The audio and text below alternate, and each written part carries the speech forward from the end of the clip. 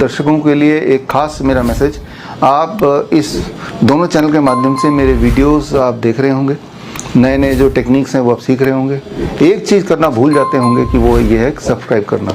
Subscribe कीजिए ताकि जो मेरे नए टेक्निक्स हैं, नए वीडियोस हैं, वो राइट टाइम पे आप तक पहुँचे, सबसे पहले पहुँचे। हमारे पहले मेडिकल इमरजेंसी में दैट इज़ फेंटिंग, और दूसरे में साथ ही साथ डिस्कस करते हैं हीट स्ट्रोक, क्योंकि दोनों में सिम्टम लगभग सिमिलर होते हैं लेकिन उनमें कुछ डिफरेंसेस भी हैं। पहले बात कर लेते हैं फेंटिंग की। फेंट मतलब इंसान बेहोश हो गया, अनकॉन्शियस हो गया। जैसा कि आपने बचपन में देखा होगा स्कूल की असेंबली में बच्चा खड़ा है और खड़े खड़े अचानक वो गिर जाता है, फिर उसको उठा के ले जाते हैं, कुछ देर बाद उसका होश अपने आप वापस आ जाता है।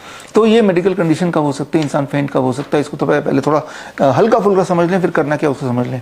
एक बात याद रखिए, जब भी कोई इंसान सीधा ऐसे खड़ा रहेगा जैसे कि मैं खड़ा हूँ, तो और ऐसे अगर लंबे समय तक खड़ा रहेगा, लेट्स से फॉर 20 मिनट्स और मोर, तो हमारा सबका ब्लड नीचे की तरफ पूल होने लगता है and the flow of blood brain में कम होने लगता है। जब फ्लो ऑफ ब्लड ब्रेन में थोड़ा कम हो जाएगा, ब्लड फ्लो नीचे ज़्यादा हो जाएगा, आपका ब्लड प्रेशर भी डिप करेगा और ऐसे में फेंट होना स्वाभाविक है।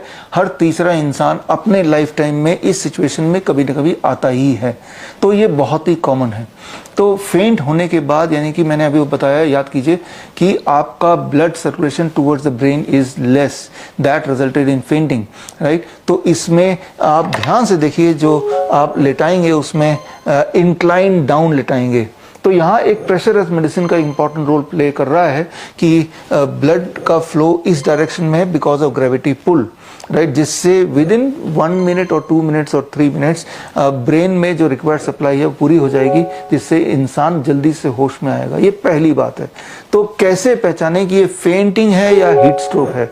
जब फेंट होते हैं तो उनमें बॉडी का टेम्परेचर ठंडा रहेगा, बॉडी का कलर पेल या येलोइश रहेगा, उसमें पसीना रहेगा, उसका पल्स रेट नीचे की तरफ रहेगा, 50 से नीचे भी रह सकता है, राइट, और ब्लड प्रेशर भी 120/80 से नीचे रह सकता है। तो ये सारे सिम्टम्स हैं। इसमें सारे सिम्टम देखने की ज़रूरत नहीं है, सिर्फ आप उस वक्त सिचुएशन क्या है वो देखिए, और अगर वहाँ धूप वगैरह नहीं है, सिर्फ तो अनुमान लगाइए, हो सकता है वो सीधे लंबे समय तक खड़ा है, that can be the impact. और ऐसे में सिंपली याद रखना है कि इस पोस्चर में उसको लिटाना है। इस पोस्चर में लिटा नहीं सकते तो फ्लैट लिटाइए और दोनों पैरों को करीब 1 फीट ऊपर कर दीजिए, कोई भी चीज़ उसके नीचे रख के। तो ये दूसरा ऑप्शन हो सकता है। और दूसरी चीज़, गर्म कपड़े से उसको ढक दीजिए। गर्म कपड़े से ढकना है जब टेम्परेचर डाउन हो रहा हो। इसका ठीक उल्टा हीट स्ट्रोक। हीट स्ट्रोक नाम से ही क्लियर है, ये भी फेंट होने की एक परिस्थिति है, लेकिन इसका कारण है गर्मी। गर्मी के मौसम में जब बाहर धूप हो और इंसान डिहाइड्रेटेड हो, उसने बहुत सारा पानी पिया ना हो, और साथ में अगर लूज मोशन भी उसको ऑलरेडी लगे हुए हों, तो ऐसे में भी सिमिलर कंडीशन हो सकती है जब इंसान फेंट हो सकता है। लेकिन इस बार जब फेंट होगा तो उसे हीट स्ट्रोक बोलेंगे। अब हीट स्ट्रोक की कंडीशन में क्या करना है उसे आपको समझना पड़ेगा। हीट स्ट्रोक को समझने के लिए जो फेंट के जो सिम्टम्स, इसके ठीक उल्टे कुछ सिम्टम्स हैं। इसमें बॉडी, चेहरा देखेंगे, बॉडी देखेंगे तो रेडिशनेस ज़्यादा दिखेगा, और बॉडी का टेम्परेचर छुएंगे तो आपके स्किन से टेम्परेचर, उसका स्किन ज़्यादा होगा, ऐसा महसूस होगा। और पसीने बिल्कुल नहीं होंगे, पल्स रेट ऊपर होगा, 80, 100 कुछ भी हो सकता है, ब्लड प्रेशर 150/90 से ऊपर लगभग होगा। तो इस तरह से आप समझ लेंगे it is a heat stroke. Heat stroke में ठीक इसका उल्टा, सिर को ऊपर की तरफ और पैरों को नीचे की तरफ। आपने देखा दोनों में इंक्लाइन ऑपोजिट है। जब फेंट होते हैं तो वार्म, उसको गर्मी देनी है तो आपने कुछ उड़ा दिया ताकि उसे गर्मी मिले, और जब हीट स्ट्रोक है तो उसे, उसके बॉडी को ठंडा करना है।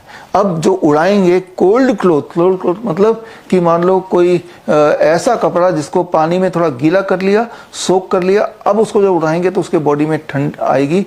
और ये जो पोस्चर है, यानी कि blood flow towards the leg, यहाँ पे इसको आपने थोड़ा सा इंक्लाइन कर लिया, इंक्लाइन बाय अबाउट 5 डिग्री, जैसा आप इसमें देख रहे हैं लगभग।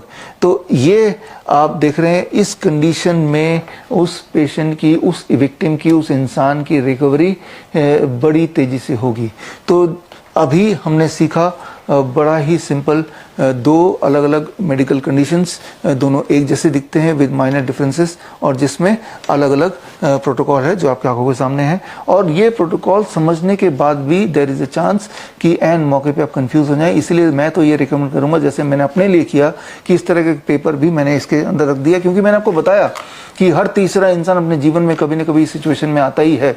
आप लोग जो लोग मुझे सुन रहे हैं, तो आप में से भी बहुत लोग मानेंगे कि यहाँ पे हमारे पहले बैच में टोटल 5000 एनरोलमेंट है, तो और हमने 5000 एनरोलमेंट को अलग अलग बैचों में डिस्ट्रीब्यूट किया हुआ है। तो आप मानेंगे कि आप में से यानी कि करीब 1/3 लोग कि हाँ हम फेंट हुए हैं कभी ना कभी, करीब 1500 लोग ये मानेंगे। और उस वक्त आपके कंट्रोल में कुछ नहीं है, आपके आसपास के कंट्रोल में है कि वो क्या कर रहे हैं। तो ये एक ऐसी एजुकेशन है जो ना केवल आपको अपने तक सीमित रखनी है, ये एजुकेशन आपको आगे भी देना है, आगे भी फ्रीली इसको डिस्ट्रीब्यूट करना है, ताकि ये सिचुएशन भगवान न करे आपके साथ आ जाए, तो जो आपके आसपास के लोग हैं हों वो मेडिकली लिटरेट हों, वो सही फैसला ले सकें। याद रखिए, जब आज से पहले ये सिचुएशन आई किसी को, तो वो क्या करते हैं, वो लिटाते हैं, वो हवा करने लगते हैं, वो पानी पिलाने की कोशिश करते हैं। पानी आप तब पिलाइए जब वो होश में आ जाए। जब होश में नहीं है तो कुछ मुंह के अंदर मत डालिए। होश में लाने के लिए जो मैंने आपको बताया प्रोटोकॉल इतना काफ़ी है उसको होश में लाने के लिए। तो खैर, हमने 2 मेडिकल इंटरवेंशन देख लिए। अब अगर आप life saving videos, health tips के रेगुलर अपडेट चाहते हैं, हमसे व्हाट्सएप से जुड़ना चाहते हैं, तो स्क्रीन पे दिए हुए नंबर पर व्हाट्सएप कीजिए अपना नाम।